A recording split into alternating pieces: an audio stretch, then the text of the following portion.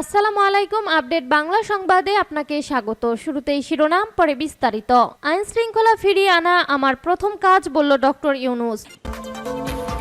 এদিকে যত দ্রুত গণতন্ত্র ফেরাতে পারবেন তত দ্রুত ডক্টর ইউনূস সফল হবেন, বলল মির্জা ফখরুল। এছাড়া অন্তর্বর্তী সরকারকে মত প্রকাশের স্বাধীনতা ফিরিয়ে আনার আহ্বান অ্যামনেস্টির। আরও থাকছে, সন্ত্রাসী সংগঠন হিসেবে আওয়ামী লীগের নিবন্ধন বাতিল ও নিষিদ্ধ করতে হবে, বলল কর্নেল অলি। অন্যদিকে বাংলাদেশের জনগণ তাদের গণতন্ত্র পুনরুদ্ধার করেছে, বলল মাইলাম। এছাড়া প্রধান বিচারপতি সহ 50 বিচারপতির পদত্যাগ দাবি আইনজীবীদের। এবং সর্বশেষ জানিয়ে দেব, হাসিনার মতো ভারতের জনগণ মোদীকেও উৎখাত করবে, বলল কংগ্রেসের নেতা সজ্জন সিং বার্মা। শিরোনাম শুনছিলেন, এবার বিস্তারিত। তার আগে ভিডিওটিতে একটি লাইক, কমেন্ট, শেয়ার করে সবাইকে দেখার সুযোগ করে দিতে বিশেষ অনুরোধ রইল।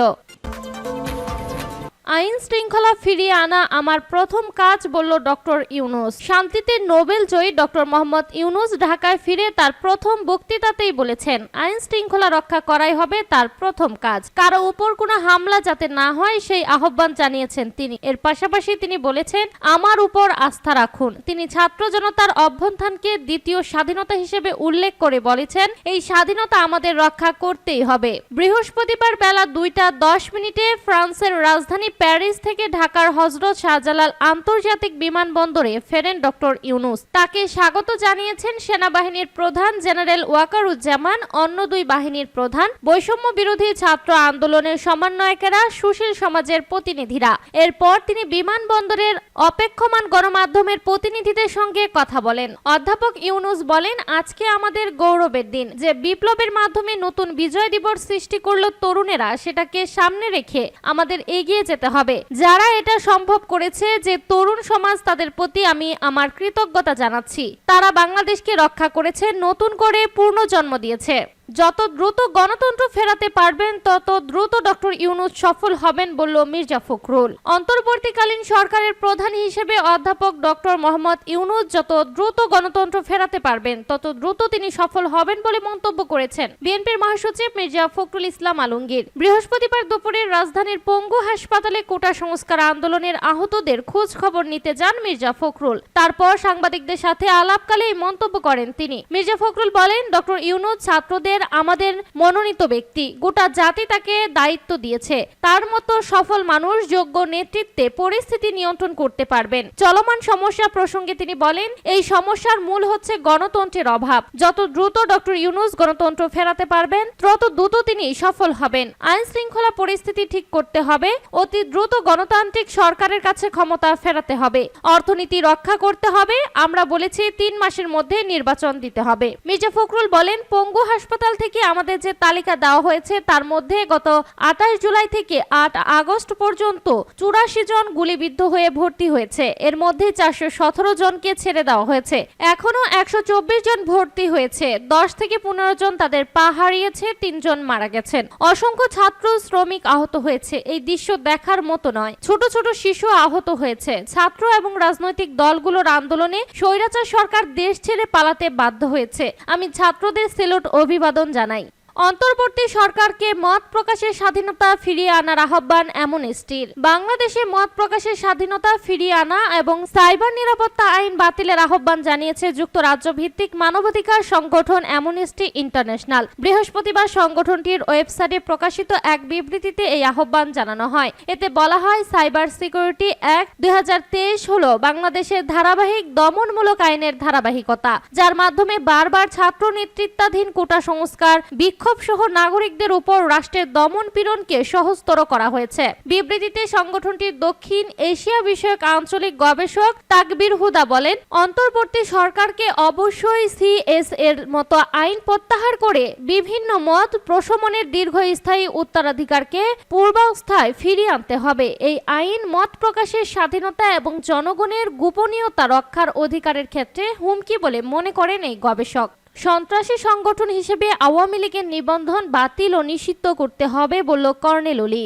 লিবারেল ডেমোক্রেটিক পার্টির এলডিপির প্রেসিডেন্ট ডক্টর কর্নেল অবসরপ্রাপ্ত অলি আহমেদ বীর বিক্রম বলেছেন, সর্বসাধারণের উদ্দেশ্যে বলতে চাই, স্বৈরাচারের পতনের পর জাতি, ধর্ম, বর্ণ, রাজনৈতিক পরিচয় নির্বিশেষে সকলকে ঐক্যবদ্ধ হওয়ার সময় এসেছে। স্বৈরাচারী ও সন্ত্রাসী সংগঠন হিসেবে আওয়ামী লীগের নিবন্ধন বাতিল ও নিষিদ্ধ করতে হবে। আজ বৃহস্পতিবার সকালে রাজধানীর মগবাজারস্থ এলডিপির কেন্দ্রীয় কার্যালয়ে সংবাদ সম্মেলনে তিনি এই কথা বলেন। তিনি বলেন, নোবেল বিজয়ী ডক্টর মোহাম্মদ ইউনূস সহ নতুন সরকারের প্রতি আন্তরিক শুভেচ্ছা। তার উপরও অর্পিত নির্বাহী দায়িত্ব পালনে সফলতার আশা ব্যক্ত করি। কর্নেল অবসরপ্রাপ্ত অলি আহমেদ বলেন, ছাত্র জনতা আন্দোলনে যারা শহীদ হয়েছে, আহত হয়েছে, তাদের এবং তাদের পরিবারের ক্ষতিপূরণ, পুনর্বাসন ও সুচিকিৎসার ব্যবস্থা করতে হবে। সংযুক্ত আরব আমিরাত, সৌদি আরব, সিঙ্গাপুর ইত্যাদি রাষ্ট্রে সাজাপ্রাপ্ত ও বহিষ্কৃত বাংলাদেশি ভাইদের মুক্তি ও পূর্ণ নিয়োগ বা পুনর্বাসনের ব্যবস্থা দিতে হবে। 2009 সাল থেকে যারা উপযুক্ত প্রমাণাদি ছাড়াই রাজনৈতিক প্রতিহিংসার শিকার হয়েছে, তাদের বিরুদ্ধে সকল মিথ্যা মামলা তুলে নিতে হবে এবং যারা গ্রেপ্তার ও বন্দী হয়েছে তাদের অবিলম্বে মুক্তির ব্যবস্থা করতে হবে। সাবেক সংসদ সদস্য ইলিয়াস আলী সহ সরকার কর্তৃক অপহরণ, নিহত ও গুম করা ব্যক্তিদের তালিকা তৈরি করে বিচার নিশ্চিত করতে হবে। স্বতন্ত্র তদন্ত কমিশন গঠন করতে হবে। 1996 সালের পর থেকে মুক্তিযোদ্ধা তালিকায় যে অবৈধ অযৌক্তিক সংযোজন করা হয়েছে তা বাতিল করতে হবে এবং ওই সকল মুক্তিযোদ্ধাদের পশ্চাৎদের সরকারি চাকরিতে নিয়োগ বাতিল করতে হবে। স্বৈরাচারী ও সন্ত্রাসী সংগঠন হিসেবে আওয়ামী লীগের নিবন্ধন বাতিল ও নিষিদ্ধ করতে হবে। বাংলাদেশের জনগণ তাদের গণতন্ত্র পুনরুদ্ধার করেছে বলল মাইলাম। বাংলাদেশের বর্তমান পরিস্থিতি পর্যালোচনা করে বিবৃতি দিয়েছেন ওয়াশিংটন ভিত্তিক সংগঠন রাইট টু ফ্রিডমের প্রেসিডেন্ট এবং ঢাকায় নিযুক্ত ইওলিয়াম বি মাইলাম। বিবৃতিতে তিনি বলেছেন, বিশ্বজুড়ে আমার অনেক বন্ধু রয়েছে। আমরা স্বাধীনতার অধিকারকে প্রশংসার সাথে দেখছি, কেননা বাংলাদেশের জনগণ এই সপ্তাহে তাদের গণতন্ত্র পুনরুদ্ধার করেছে। আমরা সাম্প্রতিক দিনগুলোতে প্রাণহানির জন্য শোক পালন করেছি। এছাড়া চলমান সহিংসতার বিষয় নিয়েও আমাদের উদ্বেগ রয়েছে। সামনের দিনগুলোতে সহিংসতায় জড়িত ব্যক্তিদের যেন আইনের আওতায় আনা হয়, সে বিষয়ে তিনি সংশ্লিষ্ট কর্তৃপক্ষকে পদক্ষেপ নেওয়ার আহ্বান জানিয়েছেন। প্রধান বিচারপতি সহ 50 বিচারপতির পদত্যাগ দাবি আইনজীবীদের। প্রধান বিচারপতি ওবায়দুল হাসান সহ সুপ্রিম কোর্টের আপিল ও হাইকোর্ট বিভাগের 50 বিচারপতির পদত্যাগ চেয়েছে সুপ্রিম কোর্টের আইনজীবী সৈয়দ মামুন মাহবুব। বৃহস্পতিবার সুপ্রিম কোর্ট আইনজীবী সমিতির দক্ষিণ হলে এক সংবাদ সম্মেলনে তিনি এমন দাবি জানিয়েছে। এ সময় অন্য আইনজীবীরা উপস্থিত ছিলেন। সোমবার পদত্যাগ করে দেশ ছাড়েন প্রধানমন্ত্রী শেখ হাসিনা। এরপর থেকে তার সরকারের আমলে বড় বড় পদে নিয়োগ পাওয়া কর্মকর্তাদের দায়িত্ব থেকে সরিয়ে দেওয়া হচ্ছে। আবার অনেকেই স্বেচ্ছায় পদত্যাগ করেছেন। একই ধারাবাহিকতায় বুধবার পদত্যাগ করেন রাষ্ট্রের প্রধান আইন কর্মকর্তা ও attorney general AM Amin Uddin. আরেক অতিরিক্ত attorney general Sheikh Mohammad SK মোরশেদও পদত্যাগ করেছে। এদিকে বৃহস্পতিবার পদত্যাগ করেছে আরেক অতিরিক্ত অ্যাটর্নি জেনারেল SM মুনির। অ্যাটর্নি জেনারেল অফিসে তিনি পদত্যাগপত্র জমা দেন। হাসিনার মতো ভারতের জনগণ মোদীকেও উৎখাত করবে বলল কংগ্রেসের নেতা সজ্জল সিং বার্মা।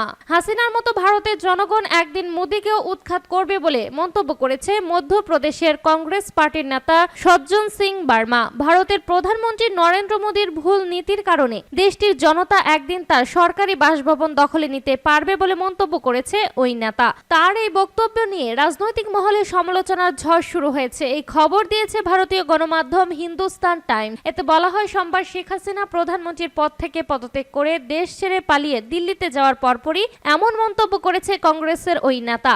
ইন্দোর মিউনিসিপ্যাল কর্পোরেশনে কথিত কেলেঙ্কারির বিরুদ্ধে বক্তৃতা করার সময় ভারতীয় টিভি চ্যানেলগুলোকে উদ্ধৃত করে বাংলাদেশে ভুল নীতির কারণে ক্ষমতাচ্যুত হাসিনার প্রসঙ্গ টেনে বার্মা বলেছেন, বাংলাদেশের ভুল নীতির কারণে হাসিনাকে উৎখাত করেছে সেখানকার সাধারণ জনগণ। তারা প্রধানমন্ত্রীর বাসভবনে প্রবেশ করে তা দখল নিয়েছে। এ সময় তিনি ভারতের প্রধানমন্ত্রী মোদীকে সতর্ক করে বলেছেন, নরেন্দ্র মোদী জি, মনে রাখবেন আপনার ভুল নীতির কারণে একদিন ভারতের জনগণ আপনার বাসভবনে প্রবেশ করবে এবং এটি দখল করবে। 2022 সালে শ্রীলঙ্কায়ও আমরা এই বিষয়টি দেখেছি। নিজ দেশ থেকে পালিয়ে হাসিনা এখন ভারতে আশ্রয় নিয়েছেন বলেও মন্তব্য করেছেন বার্মা।